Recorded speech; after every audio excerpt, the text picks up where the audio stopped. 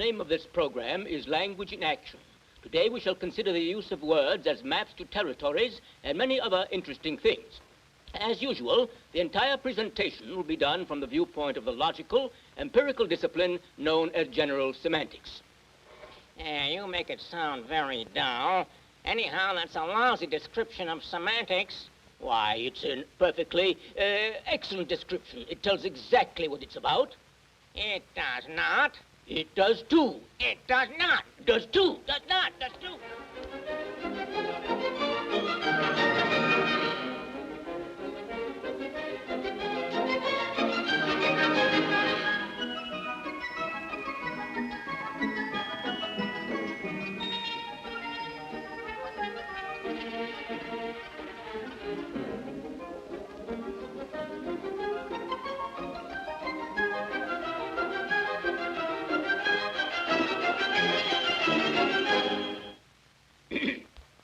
Well, I think we are agreed that it's time to introduce our senior colleague, Dr. S.I. Hayakawa. Good evening. My name is Hayakawa, and I teach at San Francisco State College. And this program is part of a series of programs on semantics to be called Language in Action. Now, when people ordinarily think about problems of language, they usually think about problems of grammatical correctness, when to say who and when to say whom, the difference between the words lie and lay, and problems of this kind.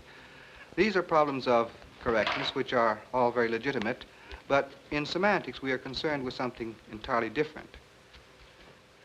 I have here some amusing, I hope you won't think too childlike, gimmicks with which to illustrate what I'm talking about, and so perhaps we can start by doing this. Supposing we're standing at a street in downtown San Francisco, and we decide to ask directions of a stranger in the street. Excuse me, sir. I wonder if you'd mind telling me the road to Sacramento from here. Sacramento? Oh, yes, indeed, sir. If you follow State Route number 1, exactly 200 miles due west, Number 1? you'll discover some very colorful territory, and moreover, you'll arrive refreshed in Sacramento exactly in an hour and a half. Thank you very much. That doesn't sound right. 200 miles west to go to Sacramento from San Francisco? I wonder if we oughtn't to try somebody else. Excuse me, sir. What do you want? I wonder if you'd mind telling me how to get from here to Sacramento. Nobody around here knows nothing. You want to get to Sacramento? Yeah, Well, you get on Highway 40, see? Oh. You stay on 40, yeah. and you'll get there in a couple of hours. Now, don't bother me no more, because it's almost post time. Let's see, Okay, stand thank down you, here, thank you, here, thank you yeah, very, very yeah, much. yeah. Now, how's that? 2 different sets of directions to get to the same place. Let's try to figure this out on the highway map and see how it works out. One man said, what was it he said? If you follow State Route number 1 for exactly 200 miles due west, you'll discover some very colorful territory, and you'll arrive refreshed in Sacramento in exactly an hour and a half. Well, there seems to be a water hazard on that course, and in addition, it doesn't even get you to Sacramento. Now, let's try the directions as given us by the other gentleman, who said, follow highway, what did he say? You want to get to Sacramento? Well, you get on Highway 40, and you stay on 40, and you'll get there in a couple of hours. Well, there you are. That seems to work out fine. And this example is by way of illustrating what this program basically is about, the science of semantics. In other words, what good are words, even if elegantly and beautifully pronounced, grammatically stated, if they give false or misleading information? What good is language if out of it we do not get an accurate map of the territory of human experience? Now, let me try to explain what I mean by maps of the territory of human experience. Words, for the purpose of our program, may be regarded as maps that give us some kind of insight into something that is not words. For example, here is a set of words, and let us regard this as a verbal map of an actual situation. It says lead is heavier than aluminum, and let us put a piece of aluminum on one end of a balance and lead on the other, and this is what happens. And from this we know that this map represents this territory of actual fact. Here is another map. It says here that hydrogen is lighter than air. And if this map is true, then if we cut this string that holds down this balloon filled with hydrogen, then it should ascend. Let's see if that's what it does. Well, sure enough, it does. And so the fundamental question we shall be dealing with then in these programs is the question of the truth and the reliability of statements. Statements of fact, that is, map language,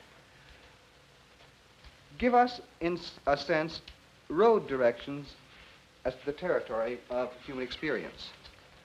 It is for the sake of map language, accurate and reliable map language, that we ask each other questions, that we consult cookbooks and encyclopedias and how-to-do-it books and reference books.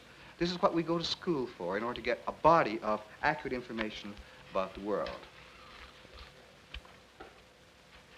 And you know, when you think of it, without language, where would human beings be? If, for example, we had to figure out for ourselves how to grow food and to prepare it, how to tan leather, how to make the machines with which we make ourselves comfortable, if we had to figure out all those things for ourselves within our own lifetimes, we'd never be able to do it. And there would be no civilization whatsoever. We'd be probably huddling in caves and searching the woods for berries.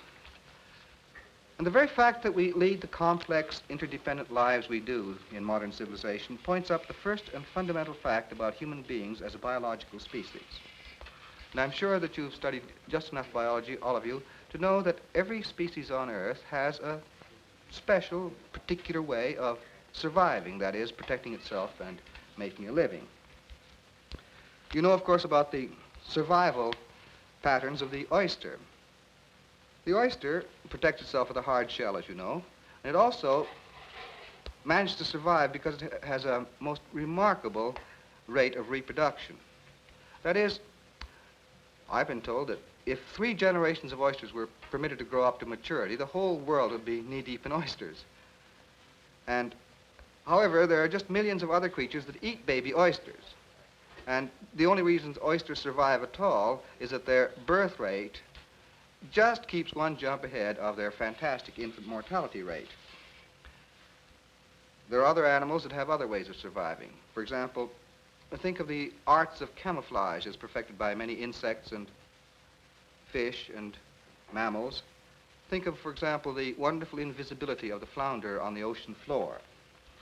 There are other animals, for example, like the tiger and the lion that survives by means of predatory habits, the ferocity of its attack. And then there are the animals that survive by virtue of sheer fleetness of foot. That is, the rabbit, the antelope. They survive because they can run away from their enemies so quickly. Then another fascinating method of survival that I've always thought very charming is the technique of chemical warfare practiced by the otherwise inoffensive skunk that keeps its enemies at bay. Now, from the point of view strictly of a biologist, the specific human method of survival, specifically human, is that human beings have specialized in communication just in the same sense that giraffes have specialized in long necks.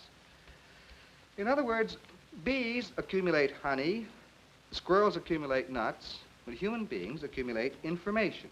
And the acquisition and the storing and the passing on of information with the use of language is the specific technique of human survival. How is this done? Well, first of all, human beings translate that which they see and observe and experience into words. They speak those words to themselves and others. Then they scratch down these words on tablets of clay or on pieces of paper. Then they disseminate these words. The American Indians did it with smoke signals, and the African native did it with jungle drums, and today we do it with newspapers and magazines and books and radio and television. And human beings have built these vast social institutions whose sole purpose is the dissemination of words and meanings carried in words. By that I mean we have schools, churches, newspapers, public libraries, radio, television. All these are means of communication. And human beings are also unique in that they pass information back and forth across vast spaces so that we are in constant touch with distant parts of the earth. And human beings also pass, and this is really remarkable, they pass information on from generation to generation. Now, in order to appreciate this fact more deeply, I'd like to illustrate all this with a diagram.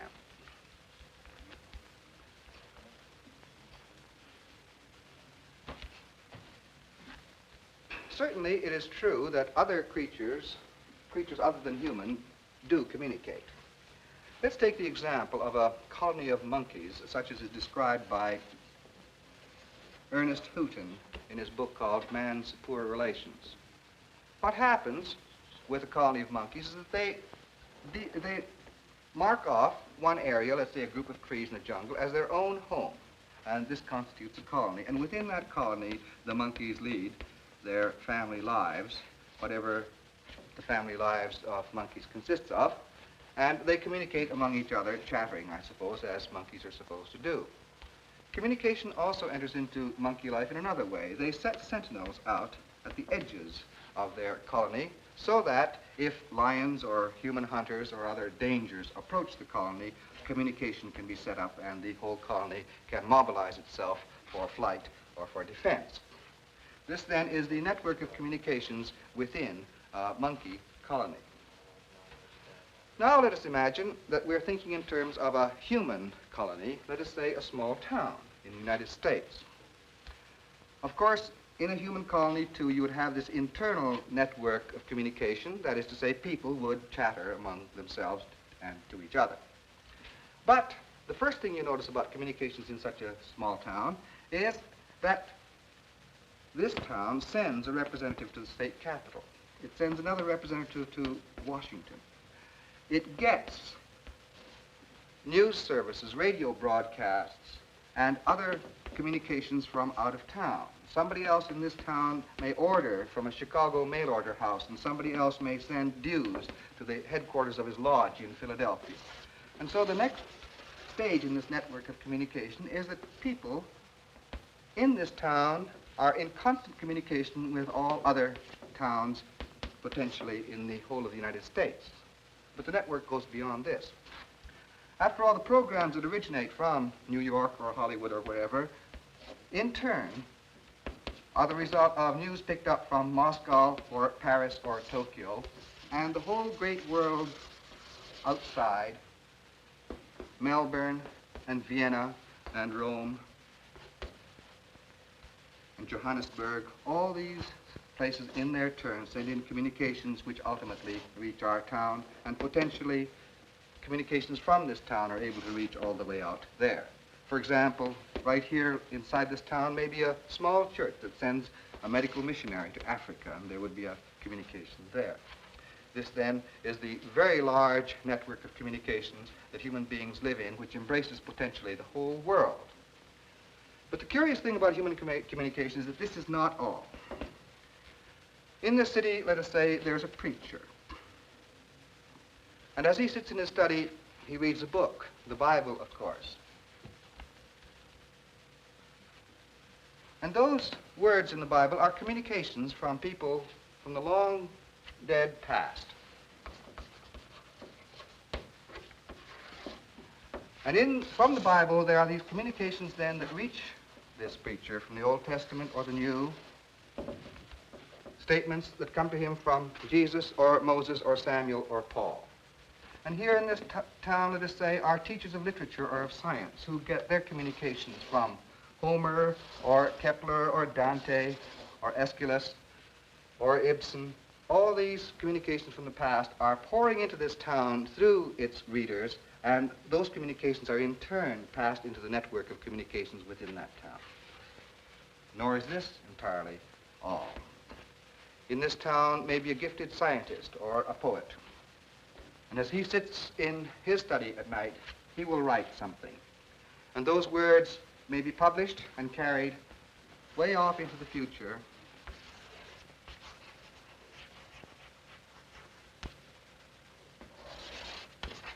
to be read by other poets or scientists who knows how many hundreds of years hence.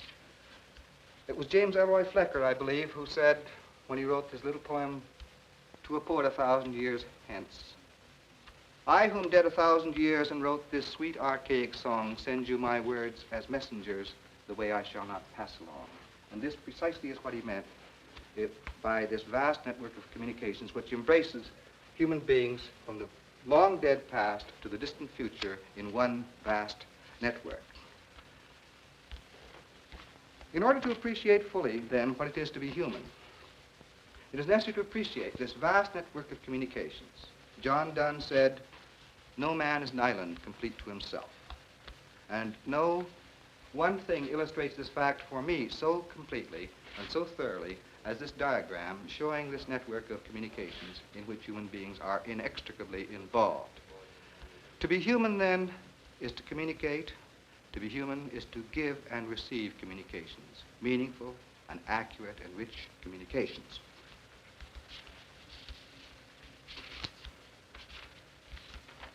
Now, among the things that we do communicate to each other are, of course, what we've called map language. That is, language that gives information about the world, the things in it, and their properties. But even as maps are independent of the territories they're supposed to represent, so words are actually quite independent of things. And it is possible to speak meaningless words and entirely false words, and there's nothing in the nature of language to prevent us from talking any way we please. For example, I can talk, if I wish, about my 7-cylinder Plymouth. And, of course, there is no such thing as a 7-cylinder Plymouth, but there's nothing to prevent me from talking about one. Now, there are 3 kinds of statements involving such false-to-fact ideas as a 7-cylinder Plymouth. And the first kind of statement is the deliberate or intentional fiction, which is known both by the speaker and the hearer to be fictitious. Let me call on my friend Fuddley here, who seems to be reading a book. What are you reading, Fuddley? Shakespeare. Lovely passage. Now, fair Hippolyta, our nuptial hour draws on apace. 4 happy days bring in another moon. But oh, methinks how slow this old moon wanes. Why, Fuddley, you read that awfully nicely. That's, what's that? Midsummer Night's Dream, isn't it? Midsummer Night's Dream, yes. Why, you read that so beautifully. Thank you. Hey, stand by on the forward stupefiers. Captain Zero shouted. And when we touched down on Venus, we may run into trouble. And then he eased off to the starboard deceleration tube and launched the astro screen where the pinnatoed bubble gradually settled down. Say, Crashaw, what's that you're reading? That vegetable men from Venus. That's great. Well, thank you, Crashaw. And that's still another example of the intentional fiction, namely a piece of science fiction story writing. Now, fictional or imaginative statements of this kind do have their special uses, about which I shall comment further in a later program in this series. For now, it'll suffice to say that we derive much of our entertainment and a great deal of our imaginative stimulation from deliberate fictions of this kind. But they are not, of course, to be understood as map language, and we know them to be so when we go to plays or to movies or when we read novels. Now, another kind of map without a corresponding territory is what I shall call the false map made out of superstition or ignorance or imperfect knowledge. Let me give you an example of this. On any newsstand, I'm sure you'll be able to pick up a magazine like this on astrology, and it tells you, for example, that if you were born in the sign Aries, March 21 to April 20th, you should think very seriously about entering into marriage because you're not really a marrying kind. And especially, you should be careful of not marrying somebody else who's also born under the sign Aries. Now, of course, this is nonsense, but it is apparently quite seriously believed in by a number of people. And it isn't, in a sense, entirely nonsense because it was regarded as science at one time. And there are many statements of this kind that you can remember as well as I. There's the belief, for example, that warts come from handling toads. There's the belief that if you put horsehair into a rain barrel, it'll turn into snakes. And then there's the beautiful one I heard just the other day, that is that the way to cure stuttering is to drink water from a clear brass bell. These examples of misinformation are fortunately known by most people nowadays to be misinformation, but they were believed in quite seriously at one time or another. Here's another beautiful piece of misinformation given to us quite seriously and quite conscientiously. Here's a map of California published in the Netherlands, in Amsterdam, in 1666. As you will see, it shows California to be an island entirely surrounded by water. And up here it shows the Straits of Anian, named the Northwest Passage, the mythical passage, Northwest Passage from the Atlantic to the Pacific, which navigators looked for so long. They never found it, but there it is on the map. Then there's another kind of map without a territory that bears thinking about. There's the kind of deliberate falsehood we tell in order to control the behavior of others. For example, there's some of the things that parents say to their children in order to control them. Crashaw, you remember hearing some of those ways in which parents control their children? Can you remember some of those examples? What was... Ah, you mean the one that goes like this? Don't go near the water because a big fish might swallow you up? That's right. I was telling you, I heard that in Santa Cruz just recently. Oh, yeah, then that's the other one, you know, about, well, if you eat eggs without bread, you'll turn all black. If you eat eggs without bread, you turn black? Yeah. I mean, it is a way of talking to children. Well, there are other examples like this. We tell children quite terrific whoppers. We cruelly people their minds with goblins and hobgoblins and imaginary nasty habits of policemen and so on in order to control them when we haven't got sense enough to control them some other way. And of course the use of misleading and false statements for political purposes is pretty well known. For an example of this, let's turn to our friend Fuddley, who's going to run for Congress. How about a political speech, Mr. Fuddley? My record is clear. With our party steering the ship of state, there will be no more political corruption. There will be no more reckless waste of the taxpayers' money. There will be no more confusion and indecision in our foreign policy. There will be 2 chickens in every pot, 2 cars in every garage, 2 parking spaces for every car, and caviar in every lunch pail. Thank you, Fuddley. That's a terrific platform, and I do hope that every one of your constituents heard you. And of course, also you have the use of false and misleading statements for commercial purposes, as you are all aware. And I'm sure that every one of you has encountered advertisements of the following kind, and advertisements of this kind, and even these advertisements in which mysterious ingredients with mysterious names are supposed to give magical properties to certain products. This is a very interesting kind of misleading use of language. And then, of course, in the singing commercial, you have some wonderful examples of misleading language. Let's turn on one of those and see what happens. Got a letter comes in here from Mrs. R.J. way up there in Billings, Montana. Says, Dear Crick Dave, said 6 months ago had a growth on my spleen. Doctors done give up hope for me, said nothing would cure that growth. Well, sir, about 3 months ago, I sent in for your free lifelike full-color reproduction of the human stomach. Treated myself at home. Now that growth's done disappeared. Well, Doctors can't...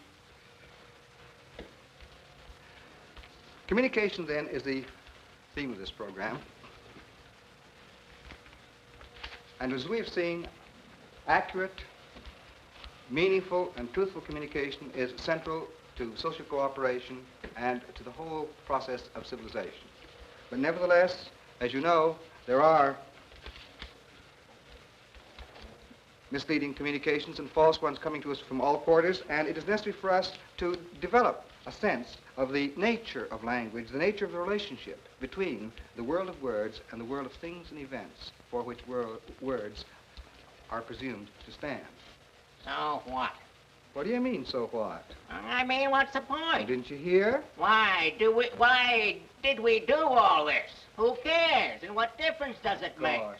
Oh, for goodness that's- sake. Didn't you understand what he's been saying? Yeah, I understood okay. The guy said that words ain't things. But anybody knows that. But it's the implication that's important. What are you talking about, implication? The stuff's clear enough. All I want to ask is... Now, just a moment here, please. Hey, now, don't quarrel, gentlemen. Fuddley's quite right. We ought to bring up this matter of implication. And you, Crashaw, you weren't listening carefully enough or you'd have understood. Now, listen very carefully, will you, Crashaw? Yeah. Let me try to sum up, then, the implications of this.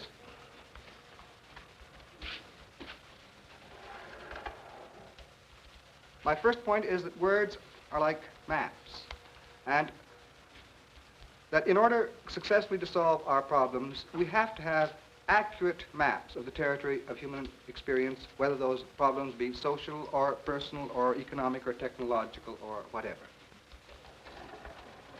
The second principle stated here is that maps are not, the territories are not equal to territories. And this little sign here, an equal sign with a line drawn through it, is the mathematical sign meaning not equal to. In other words, maps are arbitrary constructions representing the territory, and in a similar way, words are arbitrary constructions representing the reality. And the reality may be quite different from the way the words look. And third, as I said, to be human is to communicate. In other words, let me recall to you the large diagram I drew a little earlier, in which I pointed out that to be human, one must be in a position to give and receive communications, not only with friends and neighbors, but to and from the nation and the community, and to be responsive to and receptive to communications from anywhere in the world, from people far removed in space and far removed in time. To be human is to communicate in the sense that you mustn't believe everything you hear, nor must you ignore and disbelieve everything you hear. And the purpose, of course, of this program is to give you some insight into the nature of this relationship and to provide you with critical instruments, the purpose of which is to improve your study and criticism of language so that perhaps as a result of it, your study will become a little more systematic and reliable. May I give the commercial now, Doctor? Why, Fuddley, I'd be glad if you would. Very well. If you wish to supplement your viewing of this program with some pertinent reading, may we recommend this book? Oh, why, that's a good idea. Which, oddly enough, bears a similar title to the program. It is called Language in Thought and Action. It's written by Dr. S.I. Hayakawa, whom you've already met, and if I may borrow the terminology of this program, it contains some interesting maps to some fascinating territories. Thank you, Fuddley. That's a beautifully delivered commercial. I ought to get you a job in a big network sometime. Thank you. But seriously, if you do wish to follow the argument of this program, I would suggest that you do some reading to follow the argument step by step. There is Language Habits in Human Affairs by Irving Lee, a very important introductory work. There is The Power of Words by Stuart Chase, and you know how entertainingly and effectively Mr. Chase always writes. And then there is also People in Quandaries, The Semantics of Personal Adjustment, written by Wendell Johnson. These I recommend to your reading. Well, thank you very much, and I look forward to seeing you very much on the next occasion of these programs.